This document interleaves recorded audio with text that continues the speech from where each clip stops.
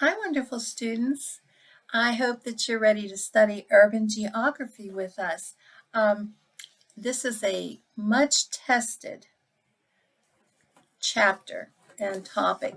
And just to show you the 2021 free response questions on the exam, two of them were basically on human or on urban geography. The first FRQ was on dairy farming and agriculture, intensive agriculture. Agriculture is another topic that seems to appear a lot. But I wanted to show you that the second FRQ on last year's exam was about world cities. And this one gave us two sets of data to examine to answer the A through G questions.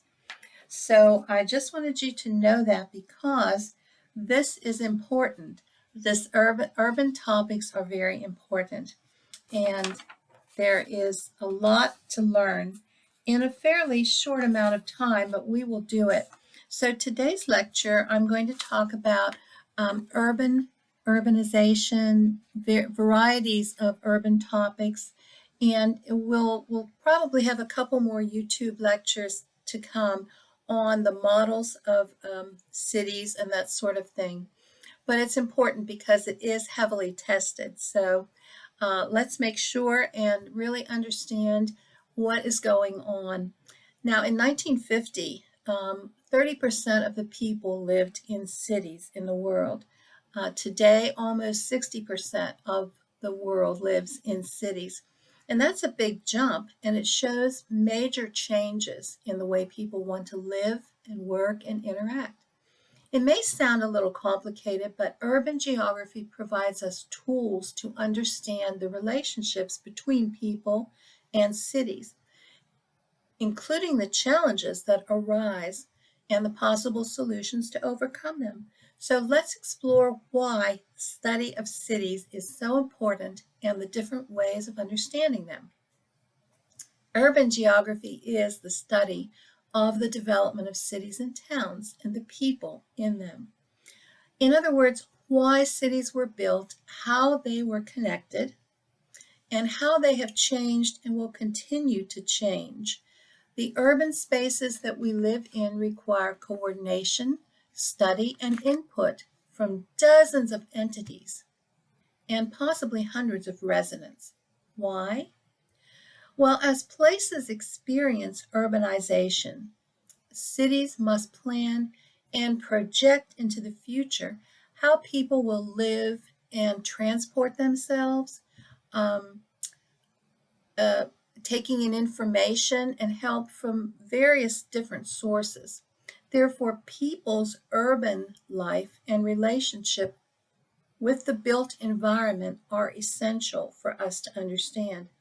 Now, it may sound funny to talk about relationships between people and the built environment, the buildings, the highways, the structures that man makes, but all of us interact with the space that we live in. If you've ever walked down a street or taken a left turn in your car, then believe it or not, you've just interacted with the built environment. A city is basically a collection of people, services, and infrastructures that can be a center for economy, politics, and culture. Usually, it takes a population of over several thousand people to call the place a city. You have to have usually several thousand people. Urban will refer to both the central city and the surrounding suburb areas. And therefore, when we talk about urban concepts, we're talking about everything referring to a city and connected to it. Urbanization is the process of towns and cities growing. And in this case, we refer to speed to explain urbanization. For instance, while urbanization occurs slowly in Europe, many countries in Africa are urbanizing very rapidly. This is because of the rapid migration of residents from the rural areas into the urban areas. Why did they come? Why are they coming from rural areas and into the city? To find more jobs, um, better educational facilities for their children, better medical attention for their children.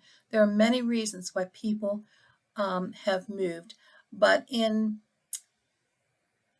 Europe, the populations have remained pretty steady and consistent. We don't see that kind of growth happening.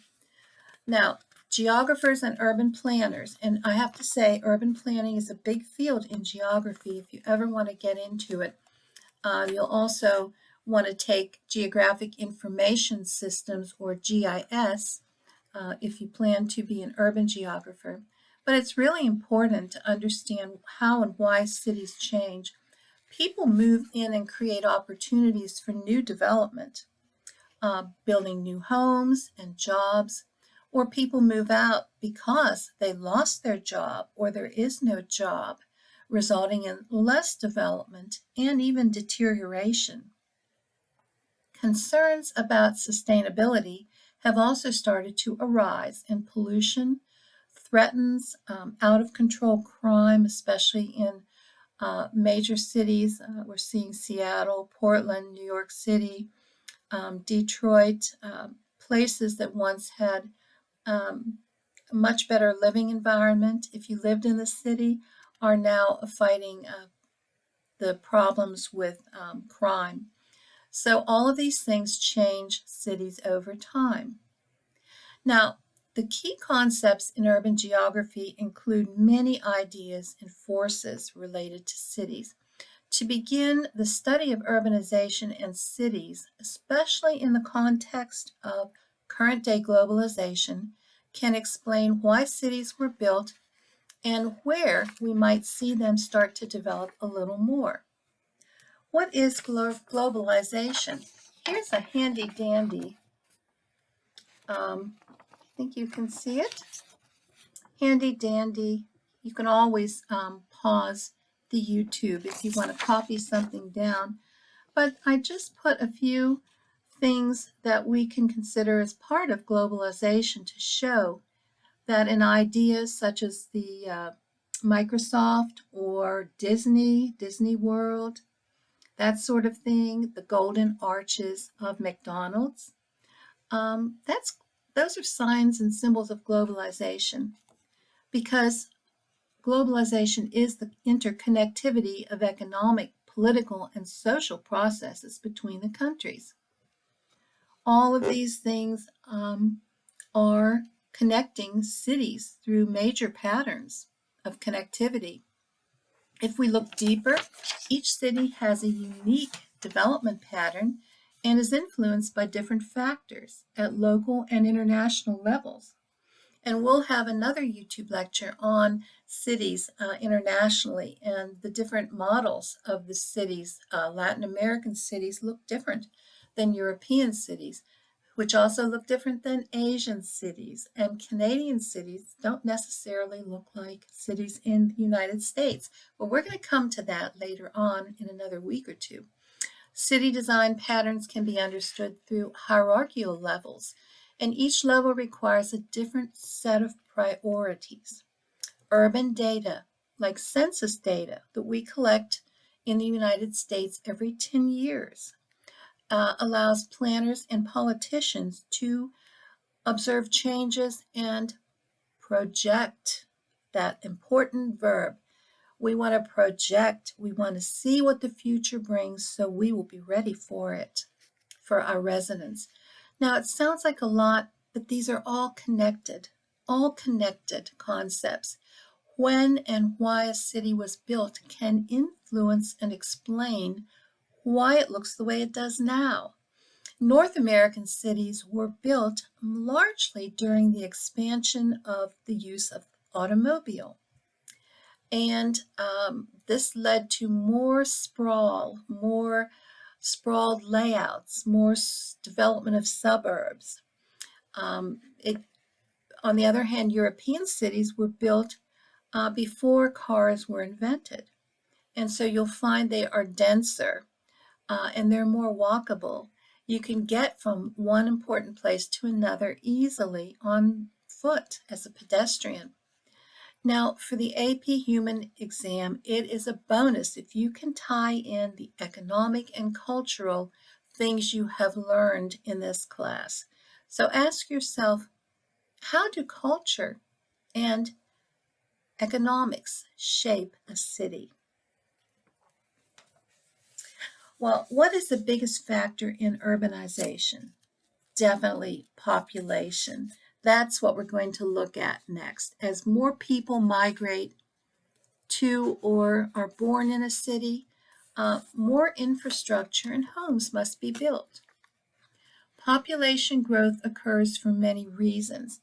And this is a little review of our population geography.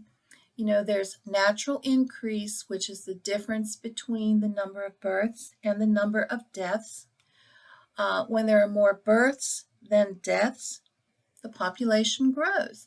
If there are more deaths than births, the population will shrink.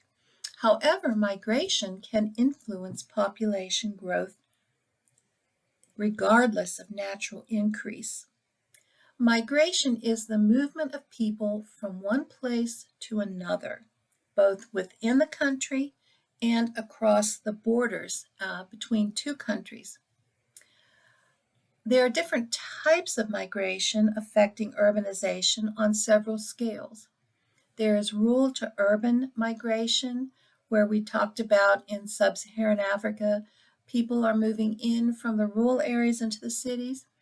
And there is migration within a region, perhaps down in southwest United States. People are moving from one area, say a large city like Phoenix, out into an area that is within the region of the Southwest, but it's maybe less populated. They don't like the city sprawl and the growth, the tremendous growth that Phoenix has seen. And they want a little more privacy in the desert. So they're going to do that. So that is a regional migration.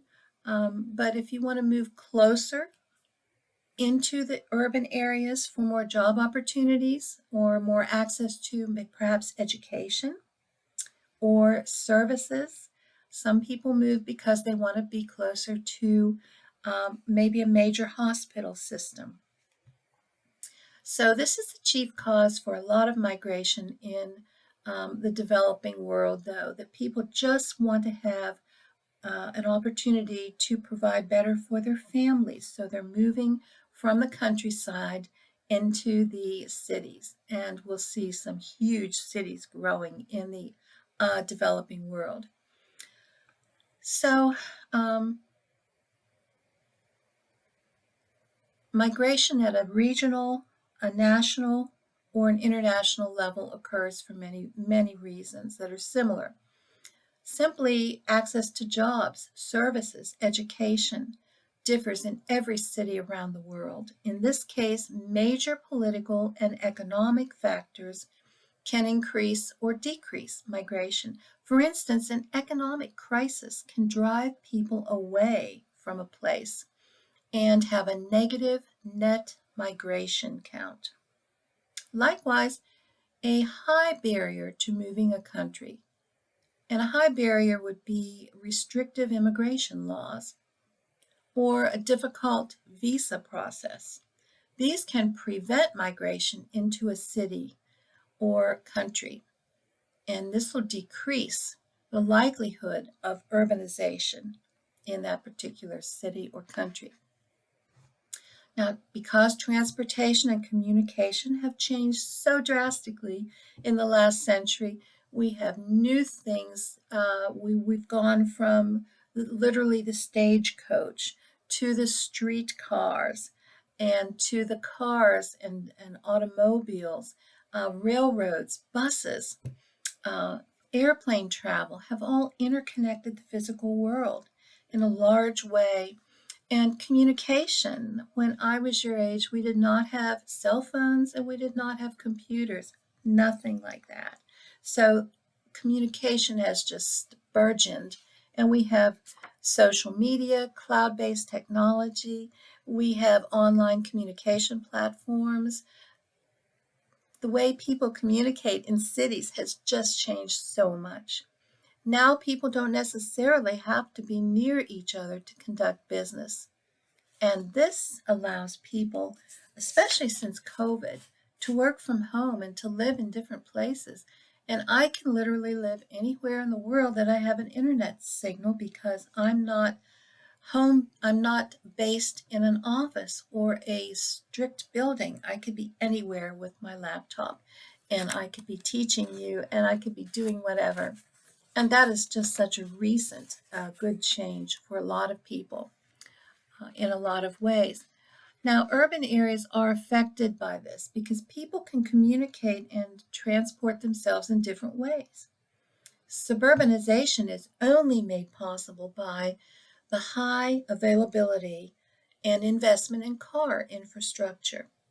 Commuters, people who drive into the city every day for work, which I used to do, rely on improved transportation technology to be able to live in an urban environment.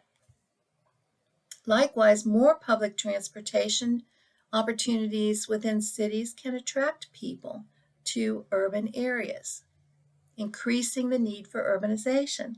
Well, since COVID, communication has given us a way to work from home, and more technologies, Zoom classroom technology has changed and brought a lot of chances for schools. Recently, our district where I live, we've had some pretty violent weather over the Christmas holidays when the weather was so very cold and bad, and the highways were impassable for several days. But the students had Zoom internet technology, and because of this, they could get their teacher was on an active classroom call with them through their laptops, their iPads, and they could see her or him and learn from that. So that's a big change that we have had. This digital nomad movement. People work and live wherever they want, go to school, literally, if they need to, buy an internet connection. So we call this the digital nomad movement. A city's ability to attract and keep people is mainly tied to the success of its economic development. Cities that have more and greater, more diverse job opportunities attract people from all over the world. Resilience to economic shocks can also dictate whether people will stay in a city. In other words, if people can find jobs soon after losing one, then we have this what we call resilience to economic changes and shocks. In these cases, urbanization could increase or need to be maintained, requiring that the city's government invest in some infrastructure and real estate development. On the other hand, if cities have less economic development, fewer opportunities for work, people will probably leave and go to cities that have more access to different markets. A city whose primary employer is a manufacturing plant, if they go out of business, if that plant fails and closes its doors, many people would lose their jobs and not be able to replace the job in the same industry that they were employed. And this could force them to leave the area totally and lead to the need for less infrastructure projects and less urbanization. Government policies can also influence urbanization in different ways. Policies can promote or prevent population growth through what we call pro-natalist and anti-natalist policies. Pro-natalist policies simply promote the idea that families have more children and increase the natural population. And they try and incentivize or give families a reason to have more children. Different countries will do this.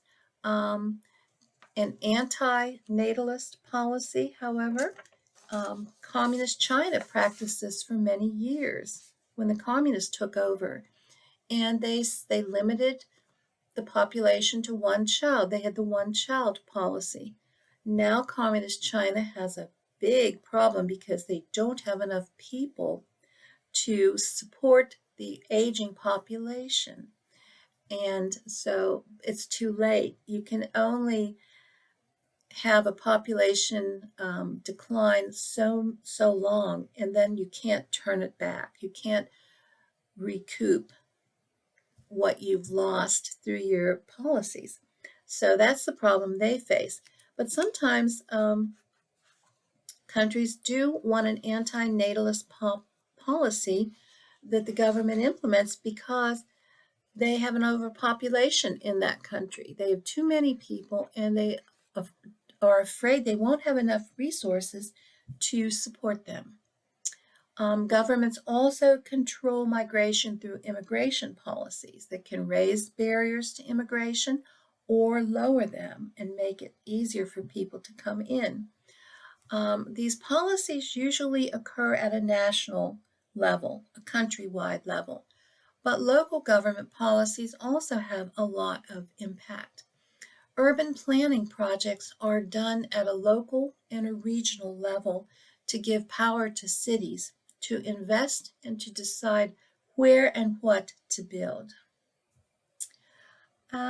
We have some different types of urbanization that have developed over time, and the reason for these differences are based on influences which have created opportunities for new kinds of cities of different sizes to develop and evolve. And usually these cities are based on the size, the population. And show you, and you can make your YouTube video pause and copy these down, but I just wanted to show you. The first one we're going to look at is a megacity. And megacities are large urban areas around the world that have over 10 million residents. There's usually no size limit on a megacity. They could be either dense, like New York City, or they could be a sprawling megacity, like Dallas-Fort Worth, that spreads out. Metacities, on the other hand, that is the third, mega and meta, the third definition that we have here. Let's see if I can get this back. Metacities are either one city or a collection of megacities, highly connected by transportation, having a population of over 20 million residents. And one example of a metacity would be Tokyo, Yokohama.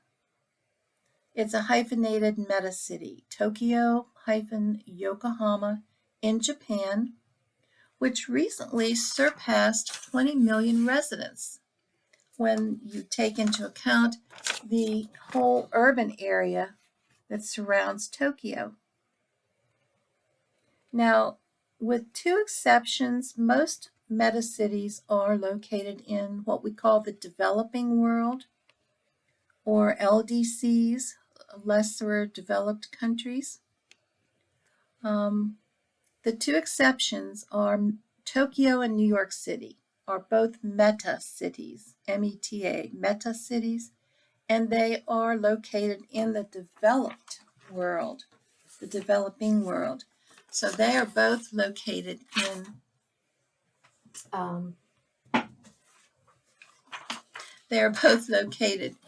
the developing world, in developed world. The history of urbanization ranges from early settlements to current day megacities. But how do we get to where we are now? Well, let's look at a few reasons why cities have evolved, why we actually have big urban areas or even small urban areas. Most cities did not start developing until after the development of sedentary agriculture, where people settled in one place for longer periods of time. So this was a shift from hunter-gatherer behavior. Hunter-gatherer behavior, people hunted animals, wild animals, or fish, or that sort of thing, to eat. And they moved with the animal herds. They moved to find those kinds of foods.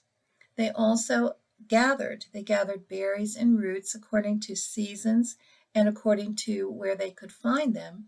And those early behaviors started to modify as people began about 10,000 years ago. People started to be able to grow things, and they had little groups of people living and growing grains, for example. They accidentally found out that you could dry and pound grain and make flour and make bread out of the flour and that sort of thing. Or maybe corn, they found that corn or wheat or rye or whatever. And they accidentally maybe grew some and thought, oh, this is great. And every year they grew more. And they finally, as people grouped around and were able to grow enough, they ended up with a surplus.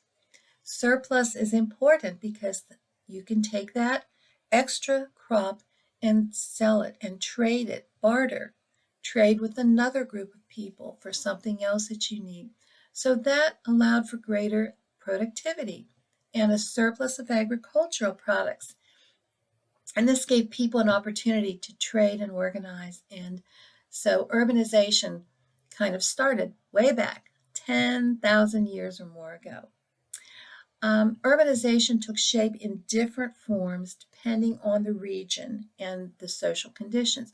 For example, in Europe, we had feudal cities, roughly around 1200 to 1300 years AD, Anno Domino, after the birth of Christ. And these feudal cities kind of experienced stagnation because feudal cities were basically built around an institution of religion or a military stronghold.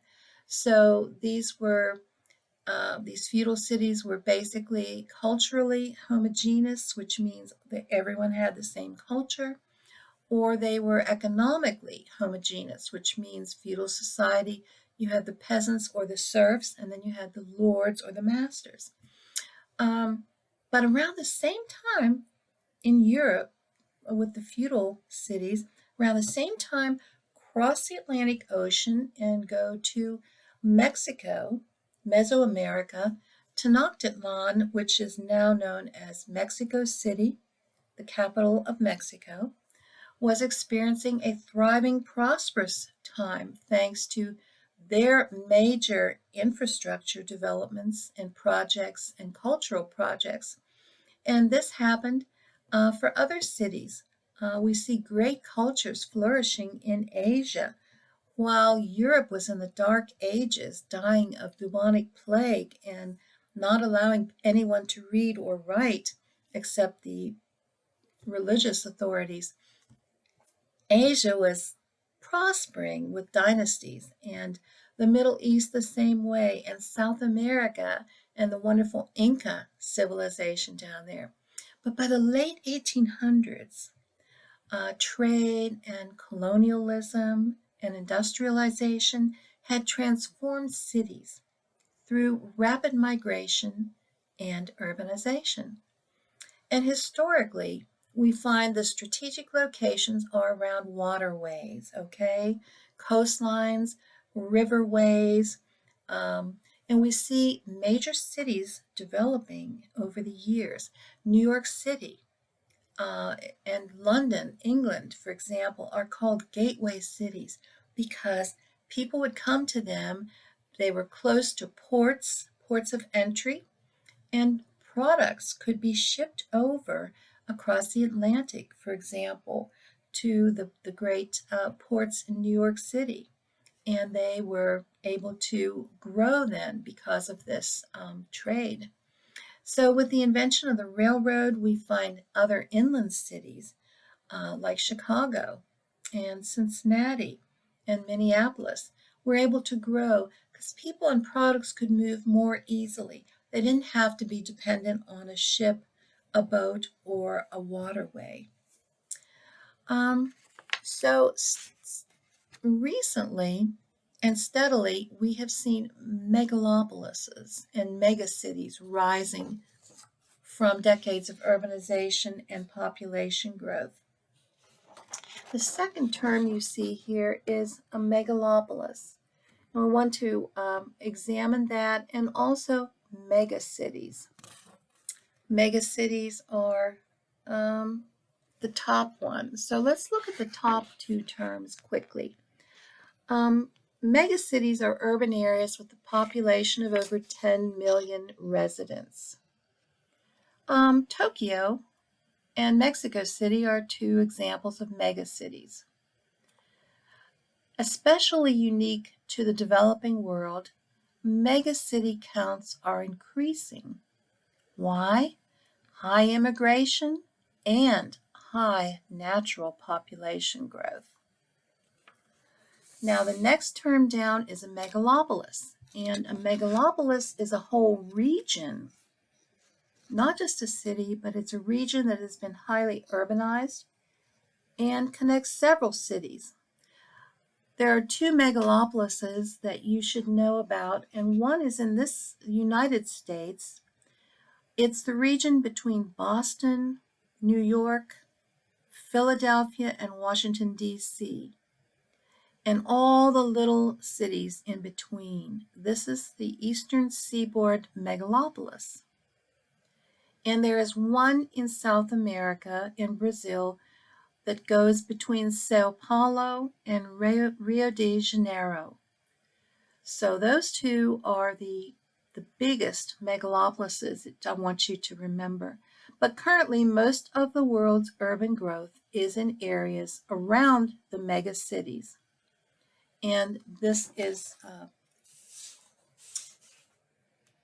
the periphery area of the megacities. Now, the formation of cities can be attributed to major site and situation factors.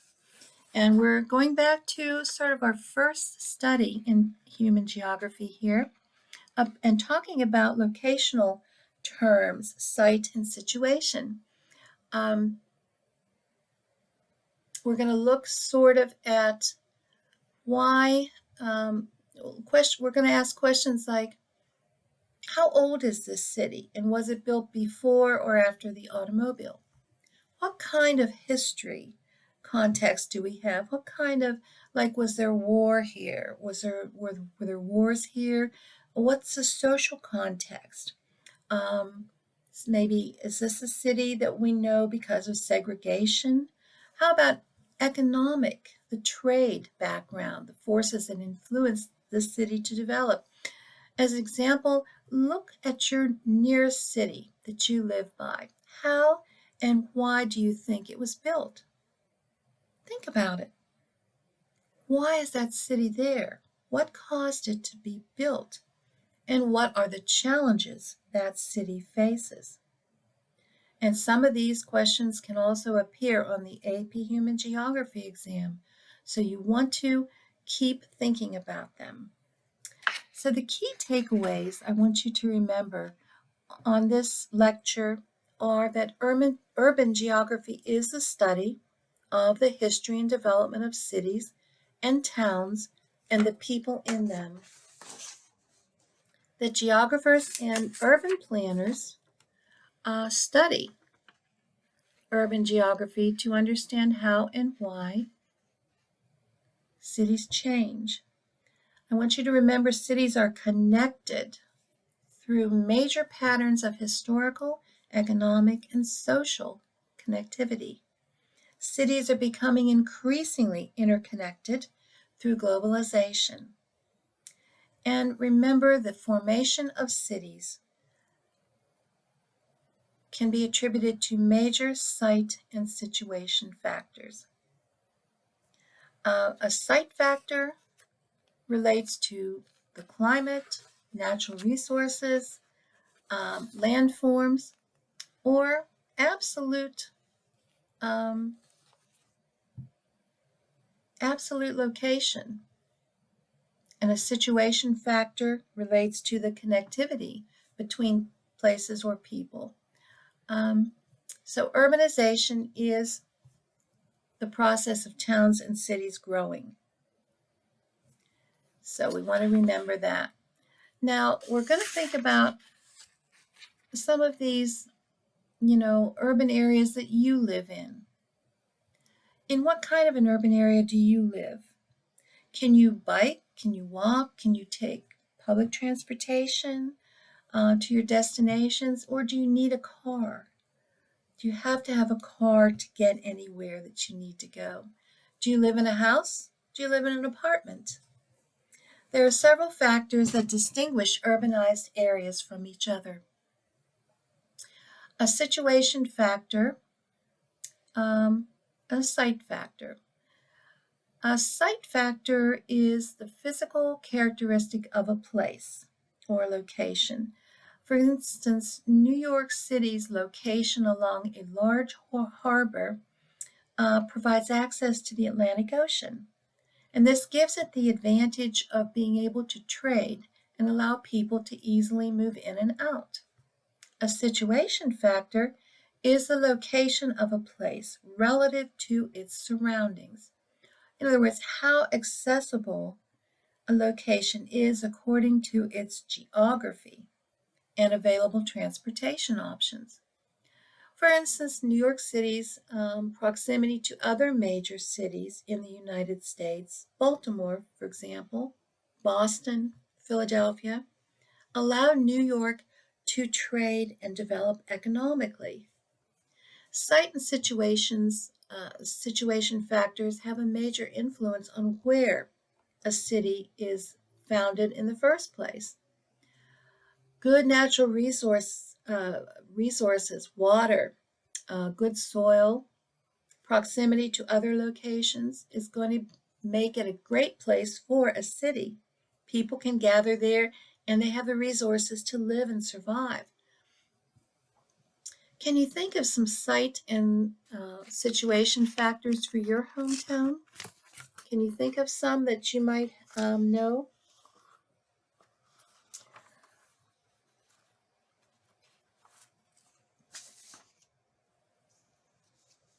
Well, what we're wanting to look at now is world cities, and we already know that world cities, let's see, I think I have, nope, I don't, okay.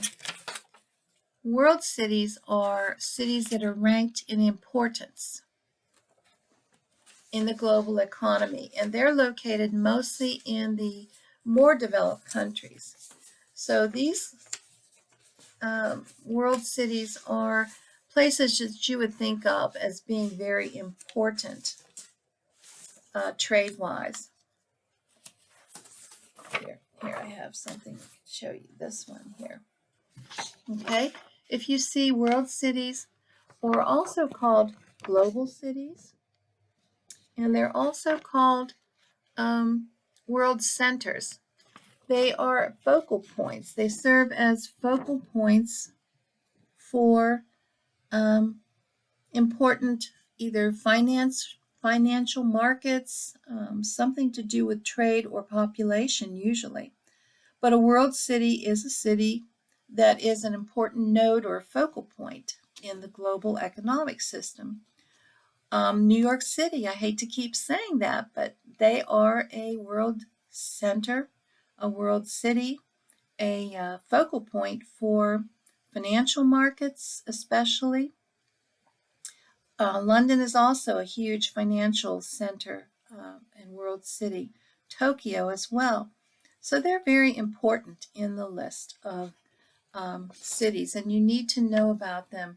And they're actually ranked special. And you saw that we had the FRQ here on World cities.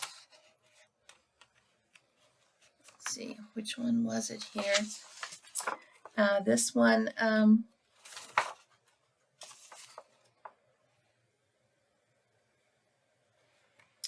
the question asked, explain the importance of world cities as nodes in the hierarchical diffusion of a globalized culture. It asks to explain one way the internet may interrupt the hierarchical diffusion of a globalized culture.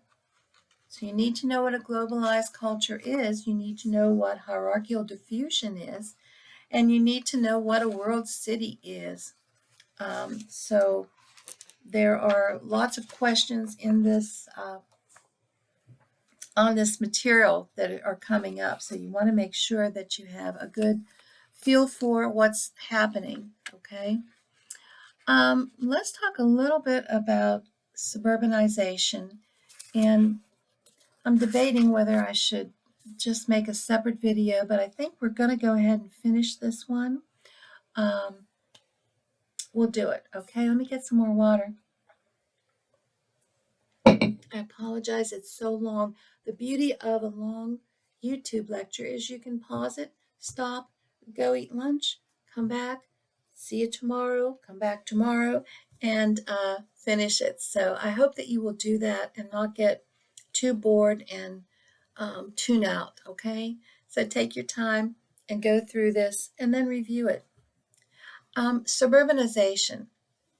Suburbanization is simply a form of urbanization in the form of single-family homes, usually outside the urban area.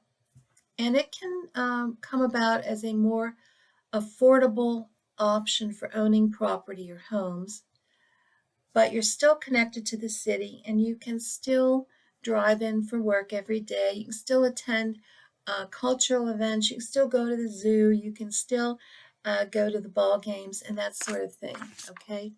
And you're able to do that very easily if you live in the suburbs.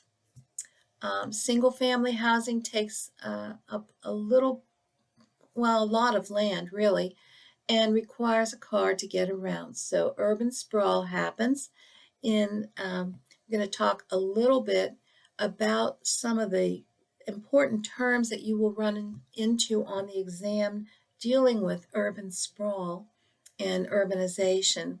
But in the United States, at least half of the population lives in the suburbs. Now we have different urbanization patterns that we have in the United States, particularly that we see because of urbanization and sprawl, we see these patterns developing. So I'm just going to share a couple of them with you. These are the main ones. If you see the one that says Edge City, I think it's right down here. Okay, Edge City. These are urban areas with suburban residential houses and businesses.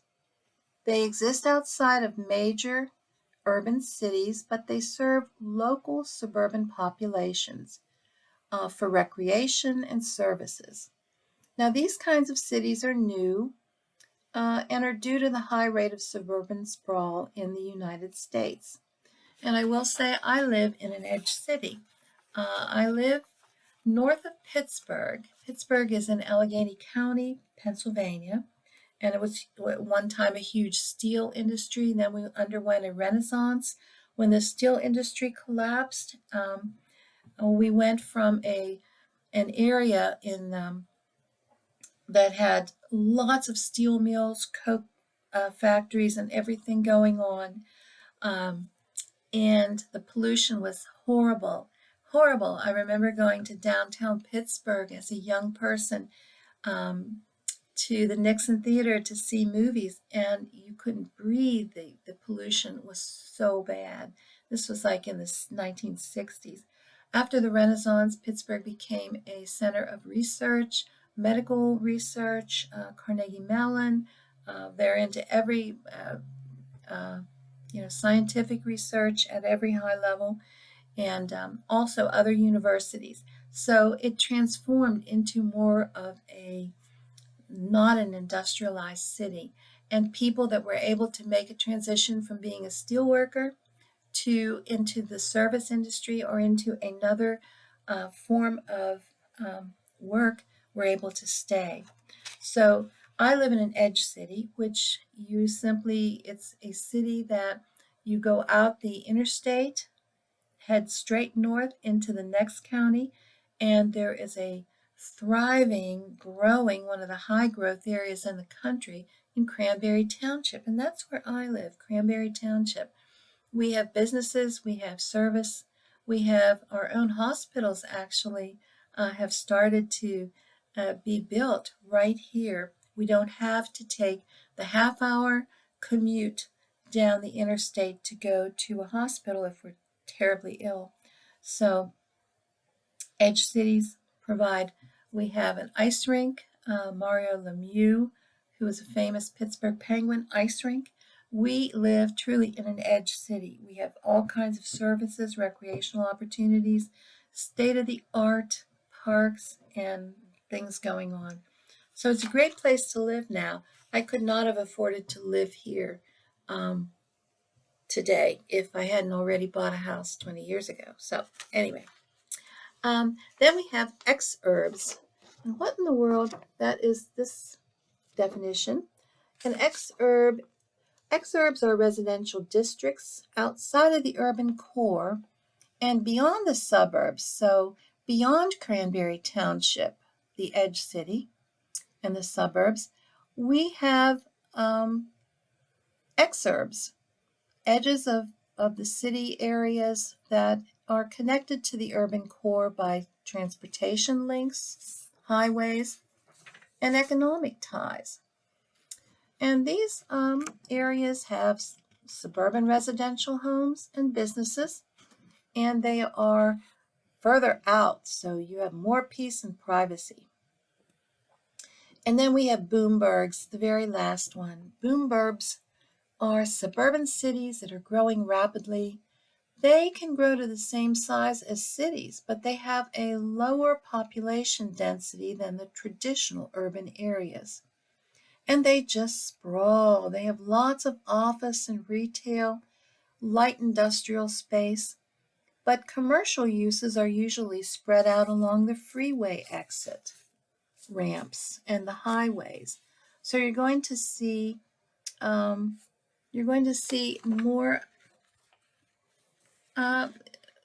more of the business opportunities centered along, like not far from where you get off the interstate, and that is where you're going to find your commercial, your storage spaces, your small office parks, your light industrial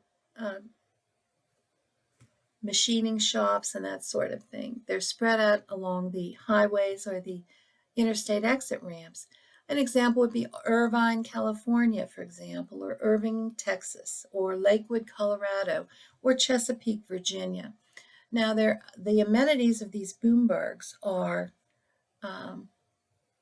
usually only serve those who live in that area, and they are not very charming. They don't offer a lot of character.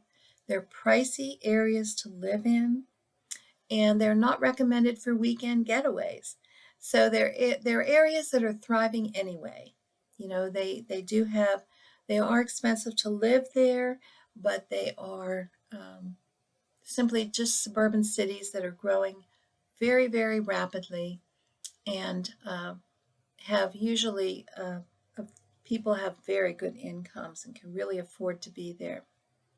So the takeaways from this are: urbanization is the process of towns and cities growing, either usually by population growth, and a site factor is the physical characteristic of a place or location. A situation factor is the location of a place in relationship to its surroundings. Urbanization can occur due to population growth, migration, transportation and communication, economic development and government policies. Megacities and metacities have arisen from major growth in urban areas, and edge cities, exurbs, and boomburbs have arisen from major growth in areas of suburban sprawl.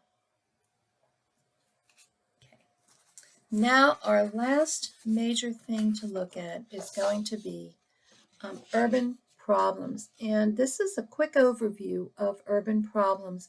Your book will have more, but we're going to cover these because urban problems are important and how cities can cope and overcome them and solve them.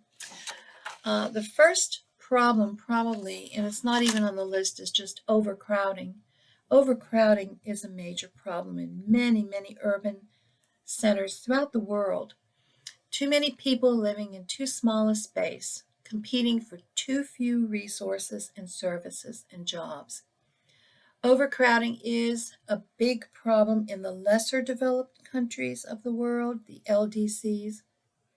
But the first one that I have on our list is the shortage of urban services. You know, city governments are hard put to provide services.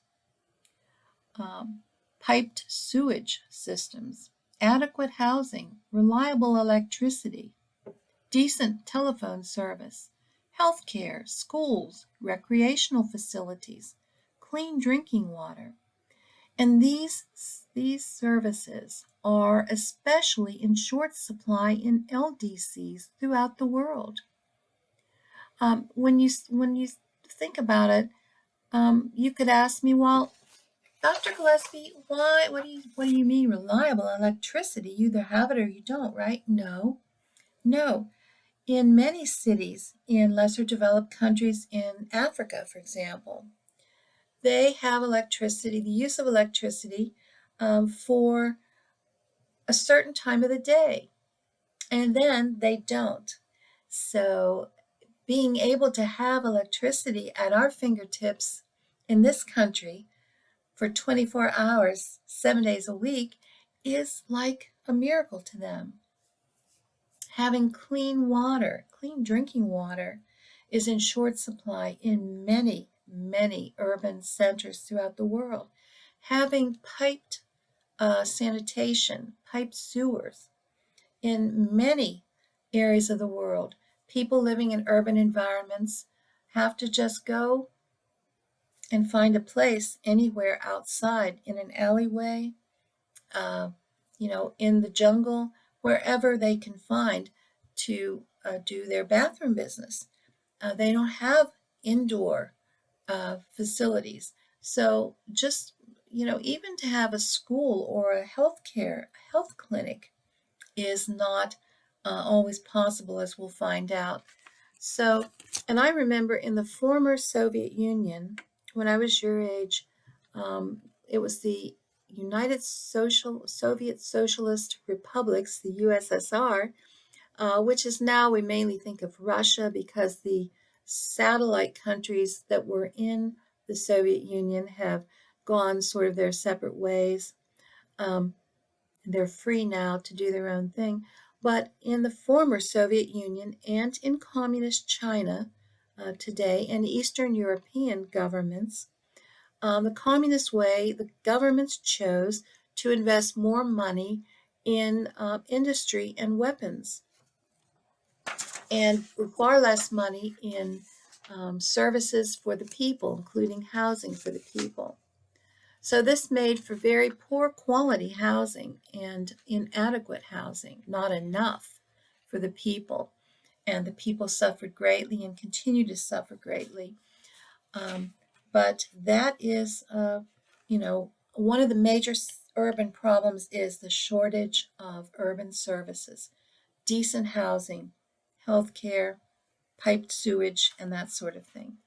So now let's look at a couple more problems that we have. And one of them, the next term that we have, is slums.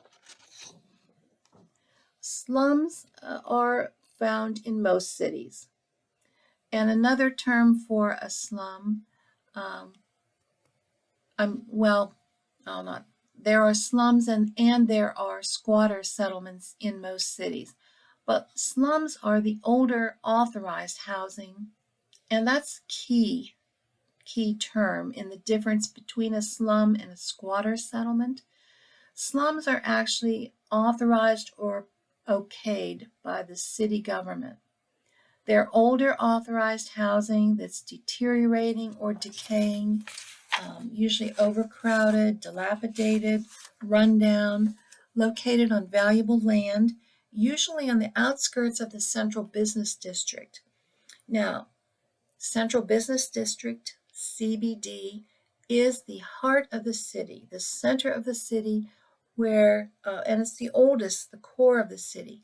And this is where the main financial and retail business type section of the city is located. But in some lesser developed countries, LDCs, slums can be found scattered all through the urban area. But typically in Pittsburgh, for example, the slums are found on the outskirts of the CBD, and this is often the case. Now we also have squatter settlements or shanty towns, and the main difference between these and slums is, well, there are a couple, but the big thing I want you to remember is a squatter settlement is not officially okayed. The squatter settlements or shanty towns are makeshift dwellings just built out of just about anything, any available materials at hand. And they're usually on the outskirts of the city, not near the center. So there are two major differences. Slums are approved and authorized by the government, and squatter settlements are not. They're usually on private land that someone else owns.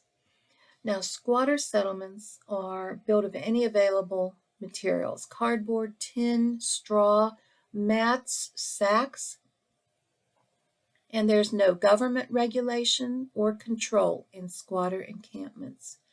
Usually there are no services provided, no sewage, no water, no electricity, lighting are not available, and the most minimal urban services are not afforded to the people living in these settlements. Different countries have different names for these squatter settlements. In India, they're called bustis. They're called favelas in Brazil. They're called binvillas in Morocco and Algeria, who were colonized by the French.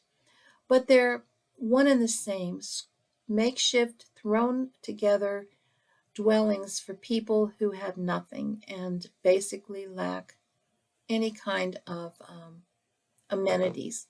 Because of the lack of clean drinking water and any sanitation and health care, health problems are rampant in squatter settlements. Now, in the 2009, see if I can find it, the 2009 AP Human Geography exam, there was an FRQ on squatter settlements. And this was under the old FRQ style that used to be on the exams, which you had A, B, C usually for one, and you wrote bigger essays and answers. And so for part C, and you didn't know how many points you were getting on the entire exam or on each part, A, B, or C. Now you know. Every FRQ is worth 7 points, and each A through G is worth 1 point.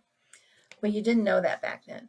But Part C asked you to discuss 3 consequences of the rapid growth of squatter settlements. you were asked 3 consequences of the rapid growth of squatter settlements. And here is exactly from the scoring rubric that the readers were given how you could figure it out. If the students said anything about increased crime rates, they'd get a point. If they said anything about visual pollution, like simply the visual impact, which would not be nice, of having these squatter settlements, or they would get a point. And the fact the citizens must pay more taxes to clean up the streets would also have gotten you 1 point. So those are the things you would have been able to say to receive total credit for that part of that FRQ. So I just wanted to show you this is real stuff that we need to know for our exam. But now, during the Great Depression in this country, in the United States, during the 1930s, people literally roamed this country in groups. Families were on the road, uh, literally walking from one place to another, desperate for work, eating weeds along the road to survive, desperate to feed their children, and homeless, no jobs. And during this Great Depression, many homeless people lived in shanty towns and trying to be near maybe the free soup kitchens, for example, so they would at least have some free soup once a day. And Tacoma, Washington had a really big encampment near the city garbage dump. And it was nicknamed, the shanty town was nicknamed Hollywood near the tide flats. And in 10 years' time, this shanty town covered 6 city blocks, and people actually began to build like little houses.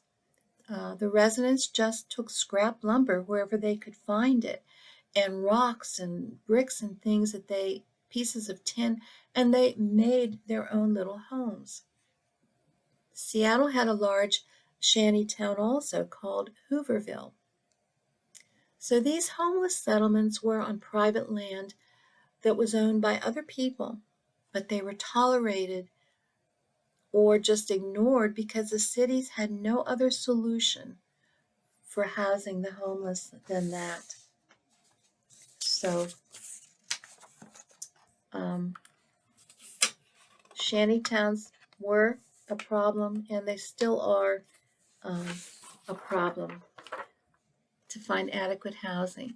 Another urban problem is traffic congestion.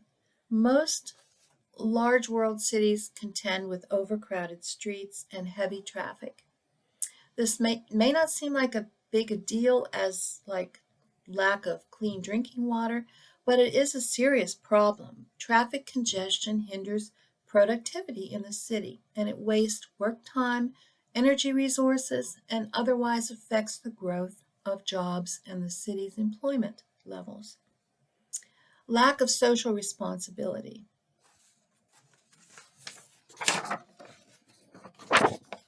is another problem, especially in overcrowded cities in the LDCs or the lesser developed countries.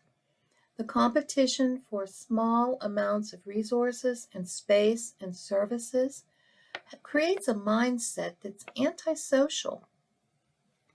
So you'll find people littering or defacing or stealing public property or just ignoring the rules and laws. And this contributes to high crime rate in most world cities. As a worker in downtown Pittsburgh, I have seen less fortunate urban dwellers here approach workers waiting at a bus stop and spitting on them or physically punching them or attacking them for no reason and then getting away with it. They are disenfranchised people who have lost their sense of social responsibility and no longer feel any connection to the city or any compassion for their fellow citizens. I've seen this with my own eyes in Pittsburgh when I used to work downtown. So it's a sad thing, but it's found in every city. And some people say Well, graffiti is visual art. It's the art of the people. And that's, their prerogative to think that and say that. But when you stop and think about it, graffiti is defacing property that's not yours. So sometimes people who live in overcrowded places and don't have enough space, don't have enough income, don't have enough opportunity in their minds, they turn to littering, defacing, um, graffiti as a way to sort of hit back and feel better, I guess. Environmental degradation is another urban problem. Visual blight, air pollution, water pollution, excessive noise levels, and the uglifying of the city landscape due to lack of urban planning and urban poverty is a worldwide urban problem. The MDCs, or the more developed countries, have the money to do something about this problem. But the LDCs, or lesser developed countries, have bigger fish to fry. They're more concerned with providing housing and jobs for its residents, and also healthcare to control the spread of disease. In Bangkok, Thailand, it's against the law, literally, to roll down the windows in a taxi because the air pollution is so bad. And if you're in a taxi with your windows rolled up, going from point A to point B, and by the way, Bangkok has some of the worst traffic congestion in the world. Um, but you want to, at least breathe while you're in that taxi, breathe some fresher air. So they've often said the best way to live a long life in Bangkok is just to quit breathing. And they used to say that about Soviet cities too, because of the pollution was so bad up there. Okay, the last thing we're going to cover, and there are more urban problems, we're going to talk about the loss of agricultural land. Urban sprawl is gobbling up land around large cities. And this land was once farmlands that were used to provide food for the city and surrounding areas. The land is usually very fertile and part of the reason that settlers moved there to live in the first place. Asian countries like South Korea, Japan, especially face this problem. Both countries have limited land area in the first place. South Korea is on a peninsula surrounded three sides by water. Um, Japan is a series of islands. Singapore is a small island, and these countries are very, very developed countries, and they need to not develop around their cities and sprawl out any more than they already have. So they don't have the land to support their rapidly growing industrializing economies. They don't have the land necessary to feed them. The UN has defined food self-sufficiency as the extent to which a country can satisfy its food needs from its own domestic production. So, in other words, food self-sufficiency is the percentage of food that your population, your country eats, that is provided and grown and provided for in that country. So Japan has a huge problem with this. In fiscal year 2020, Japan's calorie-based food self-sufficiency rate was the lowest it's ever been. It's a record low of 37%.